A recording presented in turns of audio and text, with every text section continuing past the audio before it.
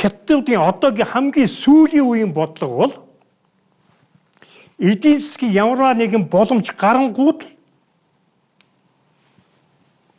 Монголыг одоо өөр юм мэдэл авах бодлоо. Энийг бол элен далангүй судалгааны сэтгүүлүүд бичиж байгаа. Улс төрийн шинжлэх ухааны Америкийн холбооны ерөнхийлөгчөөр ажиллаж байсан Самуэль Филиппес Хантингтон иргэншил хоорондын мөргөлдөм шинжилгээдэн буй дэлхийн дэг журам хэмээх стратеги судалгааны бүтээлд эдийн засгийн хүчрхэгжиж цэрэг армийн зардлаа хэд дэхнэсгсэн хятад улс хилийн маргаантай хөрш орнуудаас Вьетнам, Японы усан хилийн бүсэд бүрэн хяналтаан тогтоох болсноо зарласнаар мөргөлдөн эхэлнэ. Улмаар шатлан өргөжиж Дорнотва Төв Сибирт үе олон хятад суурьшигчид илгээн. Хятадын хараат байдлыг эсэргүүцсэн бодлого Монголд дэгдэн.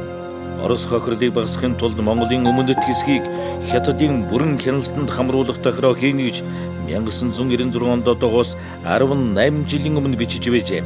Бодит байдал ямар байгааг та бүхэн тунгаан харцгаана уу? Би зүгээр бодоод байгаа юм л да. Саяхан тэр Балмасов гэдэг Оросын нэг нөхрийн бичсэн нийтлэл тий. Байгаад байгаа шүү дээ. Тэн дээр бол их аюултай юм. Жилээс жилд Монголын эдийн засаг хятадын эдийн засагтай холбогдож байна.